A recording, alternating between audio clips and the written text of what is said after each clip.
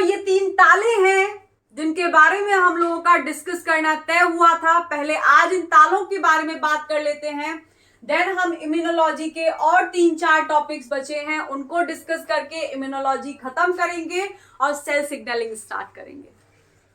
तो अगर अभी तक आप लोगों ने चैनल को सब्सक्राइब नहीं किया है and if you guys are liking the way I am teaching you then do not forget to subscribe the channel and press the bell icon, ताकि आप लोग कोई भी अपडेट मिस ना कर पाए। तो इसी के साथ स्टार्ट कर लेते हैं इस टॉपिक को। तालों के बारे में बात कर लेते हैं, इन तालों की चाबियां कौन सी होती हैं उनके बारे में डिस्कस कर लेते हैं। तो जो पहला ताला है जो नेचुरल किलर सेल के सरफेस पर लगा हुआ होता है वो होता है एनसीआर और केएआर। एनसीआर मतलब नेचुरल साइटोटॉक्सिक रिसेप्टर, ताले का नाम है। या इंसानों के नाम याद नहीं रहते, क्या जमाना आ गया है, तालों के नाम याद कर रहे हो आप लोग, लेकिन कर लो, पेपर निकालने हैं। और दूसरा नाम है इसी ताले का जिसको हम कार बोलते हैं, मतलब किलर एक्टिवेटिंग रिसेप्टर। याद हो गए? अब ये जो ताला है इसका काम क्या होता है वो देखो। मान लो ये हमारी नेचुरल किलर सेल है,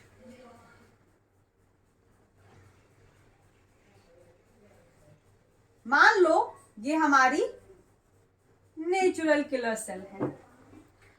तो इन नेचुरल किलर सेल के सरफेस पर ये ताला लगा हुआ होता है जिसको हम एनसीआर और केएआर बोलते हैं। अब ये ताला क्या करेगा, इस ताले की चाबी उस सेल पर लगी हुई होती है जो वायरस इन्फेक्टेड सेल भी होती है, और वही सेल अगर एमएससी को डिस्प्ले नहीं कर रही है। कल मैंने आप लोगों को एक चीज समझाई थी, पहले वो एक बार फिर से रिवाइंड करके देखो अपने दिमाग में कि चीजें क्लियर हैं या फिर नहीं है। हम लोगों ने डिस्कस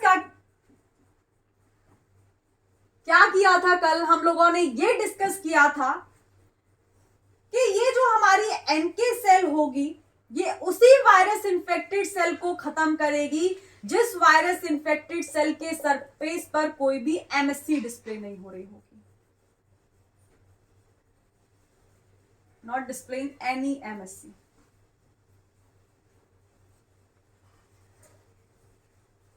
वायरस इन्फेक्टेड सेल। इतनी बात याद आ रही है जो हम लोग कल के वीडियो में डिस्कस किए हैं कि एनके सेल को अगर कोई ऐसी वायरस इन्फेक्टेड सेल नजर आ जाती है जिसके सरफेस पर एमएससी ग्लाइकोप्रोटीन प्रेजेंट है तो ये उसको हाथ नहीं लगाएगी। इसको समझ में आ जाएगी कि भाई ये अपना व्यक्ति नहीं है। एनके सेल सिर्फ उसी को हाथ लगाती है जिसके सरफेस पर कोई भी एमएससी ग्लाइकोप्रोटीन डिस्प्ले नहीं होता है।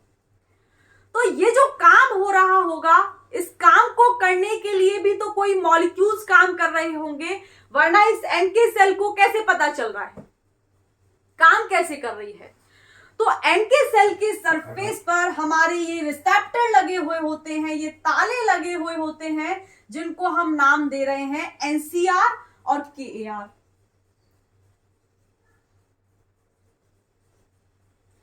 और ये दोनों रिसेप्टर्स की जो चाबी होती है ये उन सेल्स पर, उन वायरस इन्फेक्टेड सेल्स पर लगी हुई होती है जिनके ऊपर कोई भी एमएससी ग्लाइकोप्रोटीन डिस्प्ले नहीं हो रहा होता। तो इसकी जो चाबी होगी वो इस पर लगी हुई होगी, और जैसे ही एनके सेल और वायरस इन्फेक्टेड सेल के बीच में, यानी इन दोनों के बीच में इंटरेक्शन होगा, वैसे ही ये जो एनके सेल है ये एक्टिवेट हो जाती है। तो समझ में आया कि सिग्नल कहां से मिलता है इस एनके सेल को, कि जा करके यही वाली अपनी सेल है, जा करके इसे पकड़ लो। ये इसको पहचान कैसे पाती है? पहचान ऐसे पाती है कि इसके ऊपर जो ताला लगा हुआ है उसकी चाबी इस वायरस इन्फेक्टेड सेल के ऊपर होती है जिसके ऊपर कोई भी एमएससी डिस्प्ले नहीं हो रही होती। तो जैसे ही ये इंटरेक्शन होता है वैसे ही ग्रेन्जाइम और परफोरिन पाथवे एक्टिवेट हो जाता है, और वो क्या है वो भी हम लोग कल वाली वीडियो के अंदर डिस्कस कर चुके हैं कि जैसे ही ये जो एनके सेल है ये एक्टिवेट हो जाएगी। एक्टिवेट होने के बाद ये 2 मॉलिक्यूल्स को रिलीज करती है। पहले हमारे परफोरिन होते हैं और दूसरे मॉलिक्यूल्स होते हैं ग्रेन्जाइम। और ये दोनों के दोनों मॉलिक्यूल जा करके उस वायरस इन्फेक्टेड सेल से चिपकने की कोशिश करते हैं, लेकिन परफोरिन को यह काम दिया जाता है कि इस वायरस इन्फेक्टेड सेल की प्लाज्मा मेम्ब्रेन पर जा करके एक द्वार बना दो, एक चैनल क्रिएट कर दो, जिस चैनल की रास्ते से निकलते हुए ग्रेन्जाइम इस वायरस इन्फेक्टेड सेल के अंदर घुस जाएं। और जैसे ही इस वायरस इन्फेक्टेड सेल के अंदर ये ग्रेन्जाइम की एंट्री होगी, वैसे ही ये जाकर के कुछ एंजाइम्स को एक्टिवेट कर देते हैं, जिनको हम कैस्पेजेस बोलते हैं। और ये जो कैस्पेजेस होते हैं, ये सिस्टीन प्रोटीएज के एंजाइम्स होते हैं। कल वाले वीडियो में हम लोग डिटेल में डिस्कस कर लिए हैं, आप लोग जाकर के चेक कर लो। और ये जो कैस्पेज हैं, ये एक्टिवेट होने के बाद इस वायरस इन्फेक्टेड सेल की अपोप्टोसिस करा देते हैं। तो ये चीज हमने देखी थी, लेकिन एक पॉइंट मैं भूल गई थी आपको बताना, और वो ये है कि जो परफोरिन है इस वायरस इन्फेक्टेड सेल की प्लाज्मा मेम्ब्रेन से उसी कंडीशन में अटैच होंगे जब कैल्शियम होगा वहां पर। मतलब परफोरिन का वायरस इन्फेक्टेड सेल के प्लाज्मा मेम्ब्रेन पर जो अटैचमेंट होता है वो कैल्शियम डिपेंडेंट मैनर में होता है। तो इतनी बात समझ में आ गई। और फिर क्या होगा, क्योंकि या तो ये वायरस इन्फेक्टेड सेल होगी जिसको एनके सेल खत्म कर रही होगी, या फिर ये कैंसरस सेल होगी। तो एनसीआर और केएआर जब एक्टिवेट हो जाते हैं, तो एक्टिवेट होने के बाद वायरस वाली सेल्स और कैंसरस सेल्स को ये होस्ट की बॉडी से एलिमिनेट करा देते हैं। स्क्रीनशॉट चाहिए तो you guys can take it, नहीं चाहिए आप अपने नोट्स बना सकते हैं।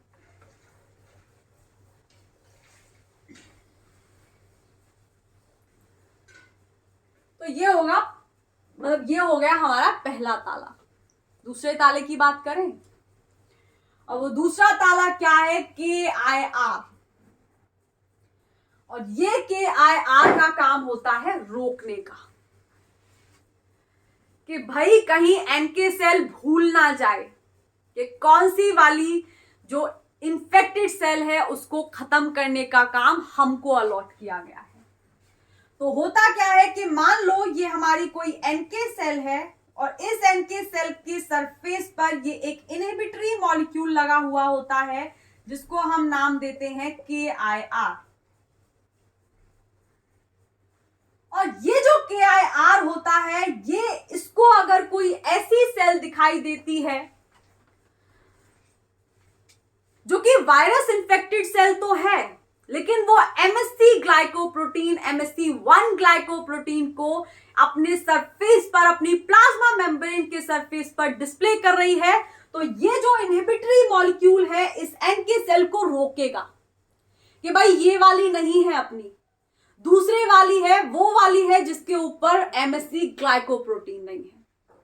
तो जो दूसरा रिसेप्टर है ये KIR होता है, और ये जो KIR होता है ये एक इनहिबिटरी मॉलिक्यूल होता है जो कि एनके सेल को रोकता है उस वायरस इन्फेक्टेड सेल को खत्म करने से जिसके ऊपर MSC1 ग्लाइकोप्रोटीन होता है।